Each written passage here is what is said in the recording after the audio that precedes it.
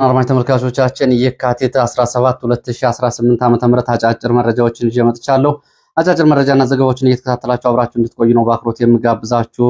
መረጃዎቹን ስትከታተሉ ሐሳብ አስተያየት ቢኖራችሁ ጥቆማ ዜናችን@gmail.com ላይ ልታደርሱ ትችላላችሁ። እንዲሁም ደግሞ በቴሌግራም፣ ዋትስአፕ፣ ሜሴንጀርም ለዚሁ ሐሳብ አስተያየቶችን ልታደርሱ ትችላላችሁ። ብዙዎቻችሁ ይህን እያደረጋችሁ ስለሆነ በእጅጉ አመሰግናለሁ።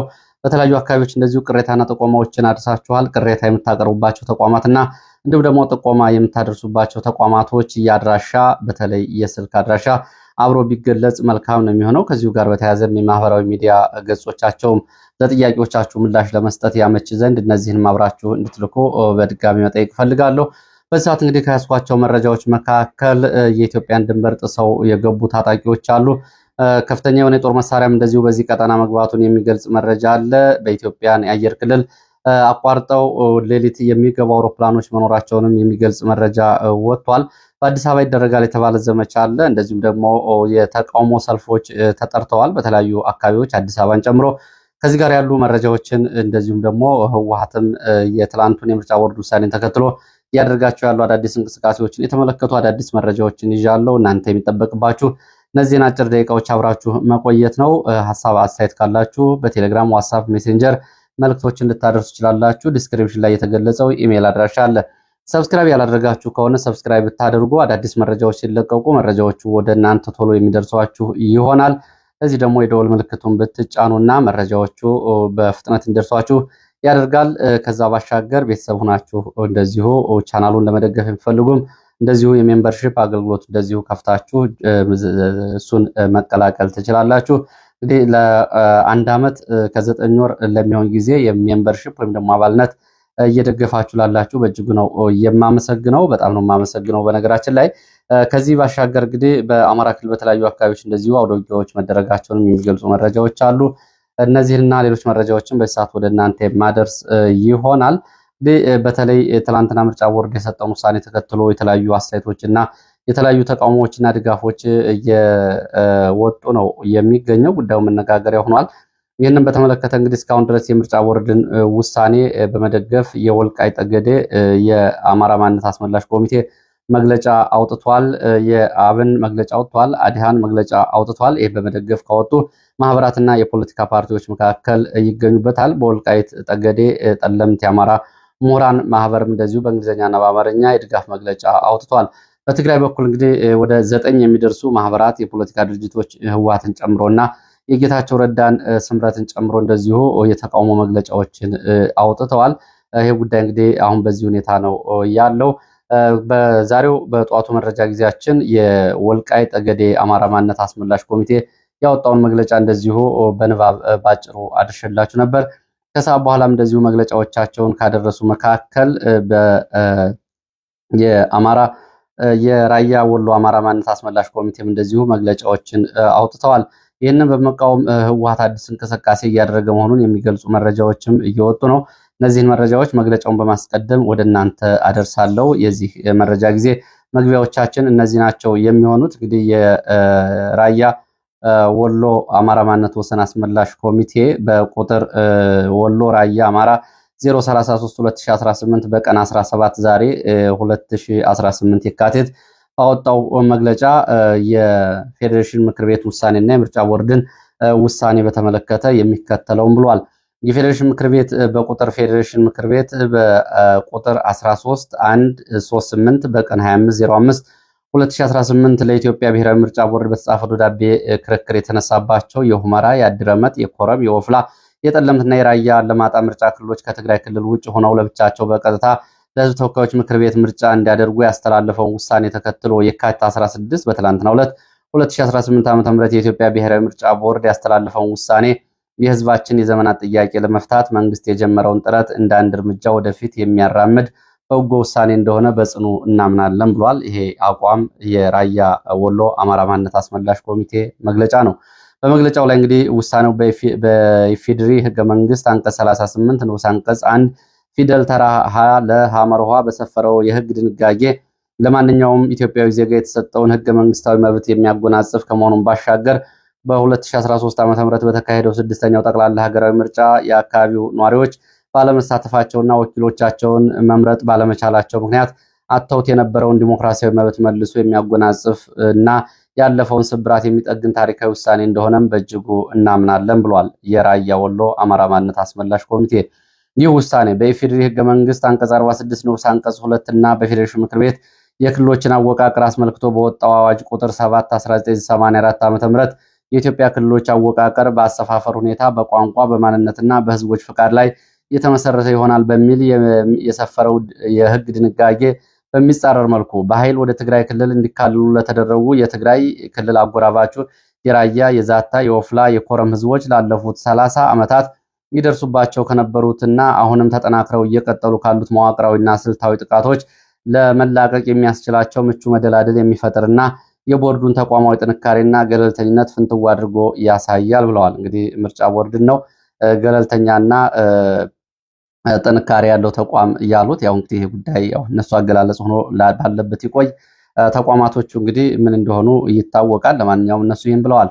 ይህ በእንዲህ እንዳለ እብሪተኛው ወያኔ ጥቅምት 24 2013 ዓ.ም በሀገር መከላከያ ሰራዊት ላይ በፈጸመው ታሪክ ይቅር የማይለው ክህደት ምክንያት በተካሄደው ጦርነት በተገኘው አኩሪ ድል የወሎ ራያ አማራ ማንነት ወሰን ህዝባችን በመስዋዕትነት የደመቀ በደም የታተመ ሰላምና አንጸባራቂ ነጻነት ማግኘቱ መንግስትም የህዝብም የማንነትና የራስ አስተዳደር ጥያቄ ዓለም አቀፋዊ ተቀባይነት ባለው አሰራር በህገ መንግስቱ መሰረት እንዲፈታና ዘላቂ ሰላም እንዲሰፍን ለማድረግ ቁርጠኛ መሆኑ ያልተዋጠለት ወያኔ ለአራተኛ ጊዜ በህዝባችን ላይ የእብሪት ወረራ በመፈጸም ሂደቱን ቢያደናቅፈውም በውሳኔው የጊዜ ጉዳይ ካልሆነ በስተቀር በኢትዮጵያ ውስጥ የጉልበት አማራጭ እንደማያዋጣ በየትኛውም መመዘኛ ተቀባይነት እንደማይኖረው ቁልጭ አድርጎ የሚያሳይና የፌዴሬሽን ምክር ቤትም ሆነ የቦርዱ ውሳኔ ተገቢነት መሆኑን የሚያረጋግጥ ነው ይላል።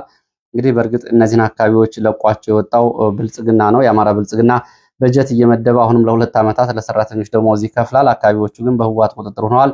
የመዋቅሩም የጸጥታም ሆነ የፖለቲካ መዋቅሩ ስደተኛ ሆኖ ወልዲያ፣ ቆቦ፣ አዲስ አበባና በተለያዩ ከተሞች ሆነው ነው ደሞዝ እየተከፈላቸው የሚገኘው። ከሚያዝያ 6 ከ2016 ዓ.ም ጀምሮ አካባቢውን ህወሓት ይዟል። በተለይ ከባለፈው ጥር 18 ጀምሮ ደግሞ አካባቢዎቹን ሙሉ በሙሉ መከላከያና ፌዴራል ፖሊስ ለቆ ወጥቶ ህወሓት ይዟቸው የሚገኙ አካባቢዎችን ነው እንግዲህ የመግለጫ በዚህ መንገድ የሚገልጻቸው።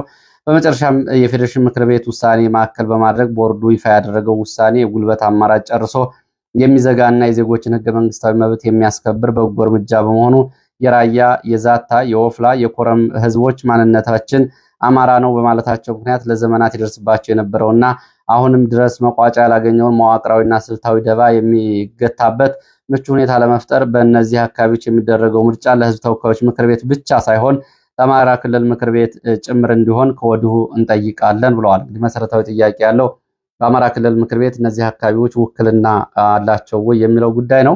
ይሄ እንዲሆን እንሰራለን ብለዋል። የወሎ ራያ ማንነት አስመላሽ ኮሚቴ የካቲት 17 ቀን 2018 ዓ.ም ቆቦ ከተማ የተሰጠ መግለጫ ነው። የሁለቱ የማንነት አስመላሽ ኮሚቴዎች ይህንን መግለጫ ሰጥተዋል። ጧት የወልቃይት አሁን ደግሞ የራያ። ለማንኛውም ከዚህ ላይ የተለያዩ የፖለቲካ ጉዳዮች የሚነሱ ቢሆንና አካባቢዎቹ ላይ የአማራ ክልል ምክር ቤት እስካሁን የአማራ ክልል ዝም ብሎ ጉዳዩን የሚመለከተው እስከየት ድረስ ነው? የአማራ ክልል እንግዲህ እነዚህ ከትግራይ ስለወጡ አካባቢዎቹ ይህንን እንደ ደስታ የተቀበሉ አሉ።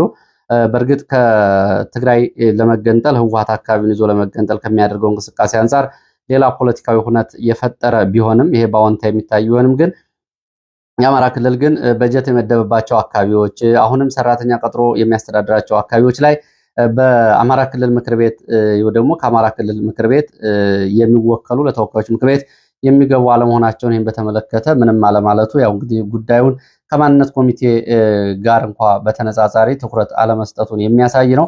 ባለፉት 5 ዓመታት ያው እንግዲህ ፌዴሬሽን ምክር ቤትን እንዲሁም ደግሞ የአማራ ክልል ብልጽግናና የአማራ ክልል መንግስት የሚባለው ያው በስመ መንግስት እንጂ ያው በህዝብ ጥያቄ ለማስመለስ የሚያስችል ቁመና እንደሌለው በተደጋጋሚ የተነሳ ነው። አሁንም ግን በዚህ ጉዳይ ላይ ግን የክልል ምክር ቤቶች መቀመጫ እንዲኖራቸው እነዚህ 18 የሚደርሱ ወረዳና ከተሞች አሁንም አስቸኳይ ውሳኔ ያስፈልጋል። በራያ ቀጠና 6 ወረዳዎች፣ በጠለምት 3 ወረዳዎች፣ በወልቃይት ጠገዴ ዞን ደግሞ 9 ወረዳዎችና ከተሞች ይገኛሉ።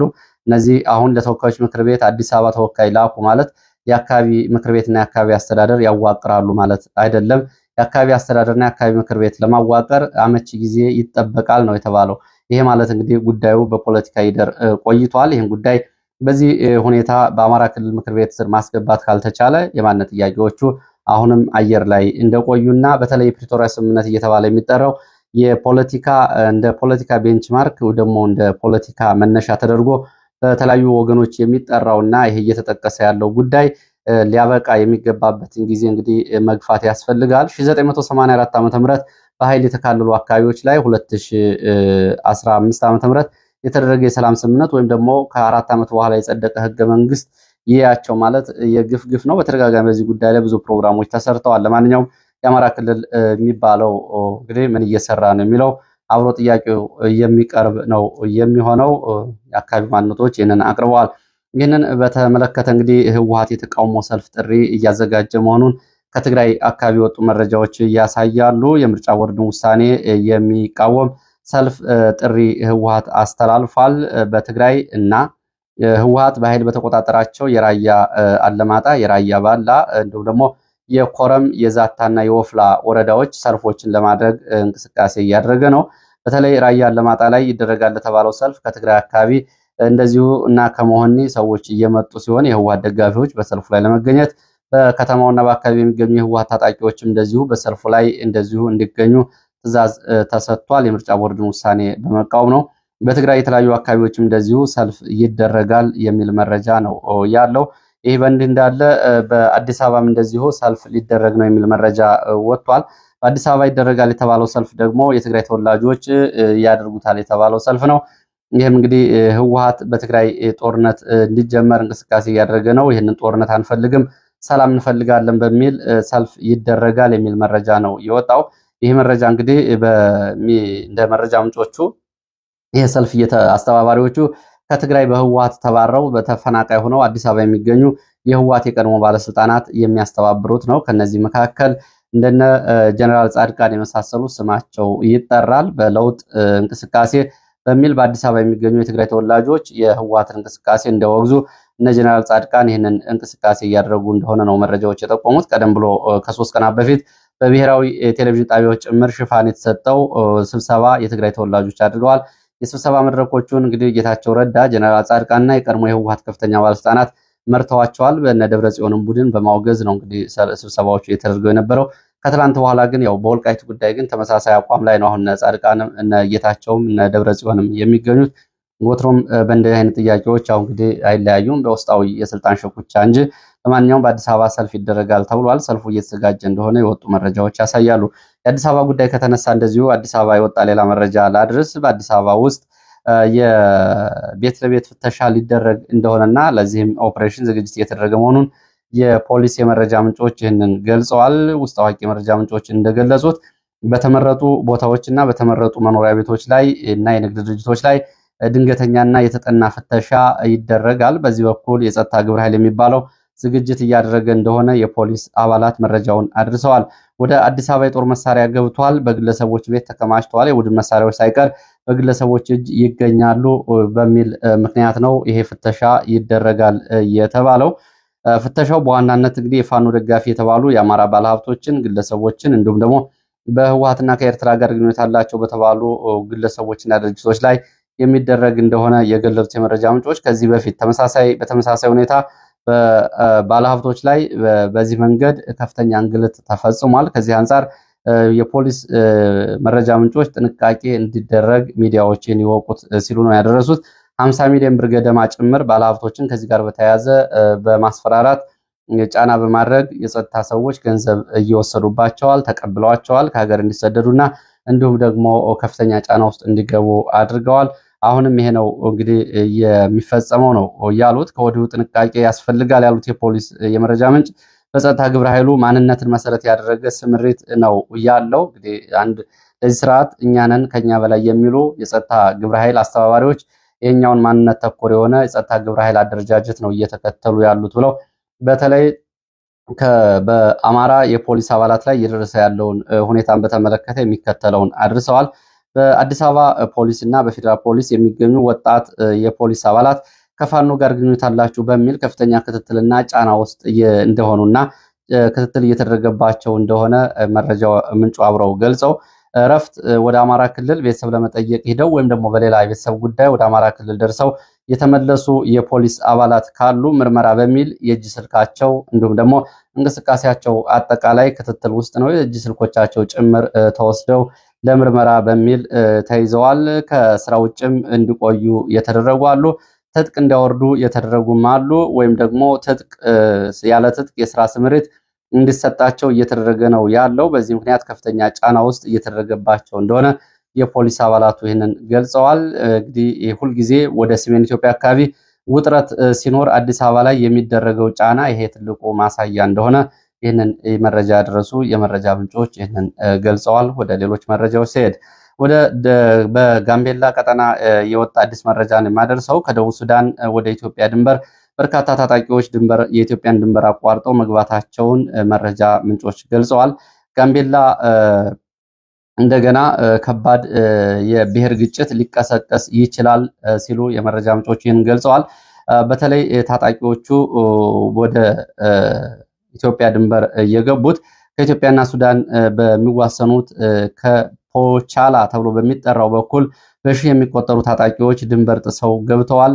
ታጣቂዎቹ ከቀላል የነፍስ ወከፍ መሳሪያዎች እስከ ቡድን መሳሪያዎች ድረስ የታጠቁ እንደሆኑና እንደዚሁም ደግሞ ወታደራዊ ስልጠና የወሰዱ ታጣቂዎች ናቸው። ታጣቂዎቹ በቡድንና በተናጠል ላለፉት ተከታታይ ሳምንታት ነው ድንበር ጥሰው ወደ ኢትዮጵያ ገብተው በኢትዮጵያ ውስጥ በተለይ በኒወር ጎሳዎች መኖሪያ አካባቢ ካምፕ መስርተው የተቀመጡት። የሙርሌ ታጣቂዎችና የኒወር ታጣቂዎች በብዛት ይገኙባቸዋል ከገቡት ታጣቂዎች ነው የተባለው። ከደቡብ ሱዳን መንግስትና ከፍተኛ ወታደራዊ አዛዦች ድጋፍ የተደረገላቸው ታጣቂዎች ወታደራዊ ስልጠና የወሰዱ እንደሆነም ለማወቅ ተችሏል። በዚህ ድንበር በቂ ጥበቃ ባለመደረጉ አሁን ከባድ አደጋ የደቀነ ውጥረት ተፈጥሯል። ታጣቂዎቹ ከፍተኛ ዝግጅት አድርገው ነው የኢትዮጵያን ድንበር ጥሰው እየገቡት። ቀደም ብሎ ፖቻላ ተብሎ በሚጠራው ኬላ በኩል ወደ ኢትዮጵያ ከፍተኛ መጠን ያለው የጦር መሳሪያ ሲገባ እንደቆየም የመረጃ ምንጮቹ ገልጸዋል። ባለፈው ወር ከፍተኛ የጦር መሳሪያ ከገባባቸው የኢትዮጵያ ኬላዎች ውስጥ ይሄ ቀዳሚው እንደሆነ የገለጹት የመረጃ ምንጮቹ በፖቸላ በኩል የሚገባው የጦር መሳሪያ በኢትዮጵያ ሁሉም አካባቢዎች ይከፋፈላል፣ ይሰራጫል ነው ያሉት። በተለይ ወደ ወለጋ ቀጠናና ወደ ሰሜን ምዕራብ ኢትዮጵያ የጦር መሳሪያው በብዛት ይጓጓዛል ሲሉ ይህንን ገልጸዋል። አካባቢ ያሉ የመረጃ ምንጮች በዚህ መስመር ከሱዳን የደቡብ ሱዳን ወታደራዊ አዛዦች ከቻድ እንዲሁም ደግሞ ከኡጋንዳና እንዲሁም ደግሞ ከኢትዮጵያ ውስጥ ከጦር መሳሪያ ንግድ ጋር የተያያዘ ትልቅ የኮንትሮባንድ መስመር አለ። ይሄ መስመር ነው ከፍተኛ የጦር መሳሪያዎች እየተላለፉበት ያለው። ኬላው ፖቻላ ተብሎ ይጠራል ሲሉ ነው ይህንን የገለጹት። እንግዲህ ከዚህ በፊት በጋምቤላ ባለፈው ወር በተቀሰቀሰ ግጭት ከፍተኛ ጉዳት መድረሱ ይታወቃል። ከዚህ ጋር በተያያዘ የክልሉ የፖሊስ ኮሚሽን ጨምሮ እንደዚሁ በርካታ የፖሊስ አባላት ስለሞታቸው፣ በርካታ ንጹሃን ስለሞታቸው እንደዚሁ በወቅቱ የወጡ መረጃዎች ይህንን ያሳያሉ። ወደ ሌሎች መረጃዎች ሲሄድ ከሱዳን ወደ ትግራይ እንደዚሁ በሌሊት በረራ የሚያደርጉ አውሮፕላኖች መኖራቸውንም የሚገልጽ መረጃ ወጥቷል። በሌሊት ከሱዳን ወደ ትግራይ አቅጣጫ በሌሊት የአየር በረራ ይደረጋል ያሉት የዓይን እማኞች ከሱዳን በኩል በኢትዮጵያና ኤርትራ ድንበር በኩል ወደ ትግራይ አየር በረራዎች ይደረጋሉ። በረራዎቹ ደግሞ የሚደረጉት በሌሊት እንደሆነ የሁኔታውን እየተከታተሉ የመረጃ ምንጮች ገልጸዋል። የመረጃ ምንጮቹ ስለ ጉዳዩ በውል የታወቀ ነገር የለም። በተደጋጋሚ አውሮፕላኖቹ በወልቃይት ትይዩ ባለው የኤርትራና የኢትዮጵያ አየር ክልል በኩል ወደ ትግራይ በረራ ያደርጋሉ። ከሌሊቱ 5 ሰዓት ተኩል እስከ ሌሊቱ 7 ሰዓት ተኩል አልፎ አልፎ በረራ ያደርጋሉ ነው ያሉት። አውሮፕላኖቹ ትግራይ ውስጥ ይረፉ ወይም ደግሞ በዚህ መስመር አቋርጠው ወደ ሌላ ቦታ ይሄዱ የታወቀ ነገር የለም። አውሮፕላኖቹ ግን የሲቪል አውሮፕላኖች እንዳልሆኑ የዓይን እማኞቹ ይህንን ገልጸዋል። ከዚህ በፊት እንግዲህ በተደጋጋሚ በህወሓት በነበረው ጦርነት እንደዚህ አይነት ክስተቶች እንደነበሩ የገለጹት የመረጃ ምንጮች አሁን ያለው ሁኔታ ግን መረጃውን በዝርዝር ለማወቅ አልተቻለም ነው የተባለው። እንግዲህ ህወሓት ካሁን በፊት በተደጋጋሚ እንደዚሁ ጦር መሳሪያዎችን ከሱዳን ሲያስገባ ነበር። አሁን በተሽከርካሪዎች ጭምር ከሱዳን በኤርትራ ወደ ትግራይ ጦር መሳሪያ ይገባል። እነዚህን አውሮፕላኖች ሁኔታ በተመለከተ እንግዲህ እስካሁን ድረስ የታወቀ መረጃ የለም። የሲቪል አውሮፕላኖች አይደሉም የሚል መረጃ ብቻ ነው እስካሁን እየወጣው። ምስራቅ ጎጃም እንደዚሁ በተለያዩ አካባቢዎች ውጊያዎች መደረጋቸውን የሚገልጹ መረጃዎች ወጥተዋል። ምስራቅ ጎጃም ሞጣ ዙሪያ ማለዳ ተኩስ እንደነበር የመረጃ ምንጮች ገልጸዋል። በተኩሱ ሲቪሊያን ላይ ጉዳት ደርሷል። በሞጣ 03 ቀበሌ ተብሎ በሚጠራው አካባቢ በሞርተር በመኖሪያ ቤት ላይ ወድቆና በትምህርት ቤት አቅራቢያ አርፎ አባትና ልጅ ህይወታቸው ሲያልፍ 7 ያልታጠቁ ሲቪሊያን ቆስለዋል። በተለይ አባሞጣ ተብሎ የሚጠራው ትምህርት ቤት አቅራቢያ እንደዚሁ የሞርተር ፍንዳታ ደርሶም እንደዚሁ በቁጥር ያልታወቁ ሰዎች ቆስለዋል የሚሉ መረጃዎች ወጥተዋል። ፋኖን አሰሳ አድርጋለሁ በሚል ከሞጣ ወደ ተለያዩ አካባቢዎች የተንቀሳቀሰ መከላከያ ሲወጣ ፋኖ በሌላ 2 አቅጣጫዎች ወደ ከተማው እንቅስቃሴ ማድረጉን ተከትሎ ነው ጠዋት አካባቢ በከተማው ዙሪያ ተኩስ እየነበረው ብለዋል። ተኩሱ ከሰዓት በኋላ ቆሟል የተባለው በጥቃቱ እንግዲህ ህይወታቸው ያለፈ ሰዎች ቁጥር ሊጨምር ይችላል። በተመሳሳይ እዚሁ ምስራቅ ጎጃም ሸበል በረንታ ወደ አባይ ሸለቆ አካባቢ ከማለዳ ጀምሮ ውጊያ እየተደረገ እንደነበር የመረጃ ምንጮች ጠቁመዋል። በሌሊት ከዱሃ ከተማ ከወረዳው ከተማ ሸበል በረንታ መከላከያ ወደ ፋኖ ቀጠናዎች ለአሰሳና ዘመቻ መንቀሳቀሱን ተከትሎ ፋኖ ያጸፋ ምላሽ ተኩስ ሰጥቶ ነው ለሰዓታት የቆየ ውጊያ የተደረገው። በዚህ በውጊያው የደረሰው ጉዳት እስካሁን ድረስ ይህ መረጃ እስከተጠናቀረበት ጊዜ ድረስ በዝርዝር አልታወቀም። ወደ መተከል የሚወስደን መረጃ ላስከትል። በመተከል ዞን የሸኔ ታጣቂዎች የተለያዩ ቀጠናዎች ላይ ጥቃት ከፍተው በሲቪሊያን ላይ ጉዳት መድረሱና ንጹሐን መገደላቸውን የሚገልጹ መረጃዎች ወጥተዋል።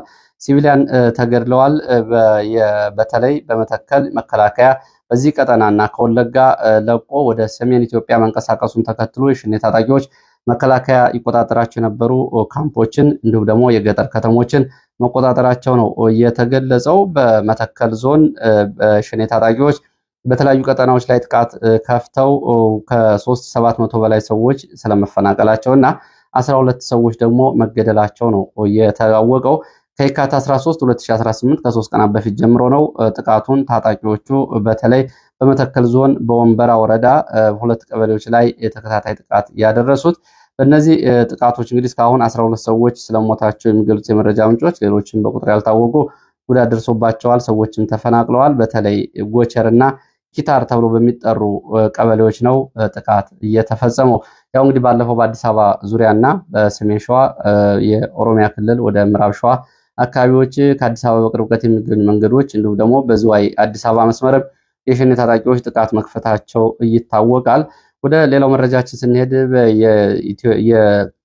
የድንበር የለሽ ዓለም አቀፍ የጋዜጠኞች መብት ተከራካሪ ቡድን ሲፒጄ የኢትዮጵያ መንግስት ግልጽ የሆነ ፍትህ ለጋዜጠኞቹ እንዲሰጥ ጠይቋል።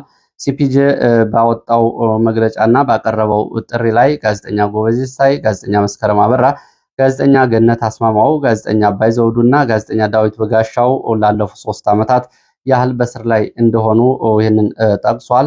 ከዚህ ጋር በተያያዘ ባለፈው በፈረንጆቹ የካቲት 4 2026 ዓ.ም የልደታ ከፍተኛ የፌዴራል ፍርድ ቤት ጥፋተኛ በሚል የሰጠው ብይን ተቀባይነት የሌለውና ይህንም ግልጽ ያልሆነ የህግ አሰራር ነው በሚል ነው ሲፒጄ እንደዚሁ ግልጽ የሆነ ዳኝነት ለጋዜጠኞቹ እንዲሰጥ የጠየቀው። በአማራ ክልል ካለው ጦርነት ጋር ተያይዞ በፈረንጆቹ 2023 ጀምሮ በስር ላይ የሚገኙት ጋዜጠኞቹ በቀጣዩ ግንቦት ወር ተከላከሉ የሚል ብይን ተሰጥቶባቸዋል።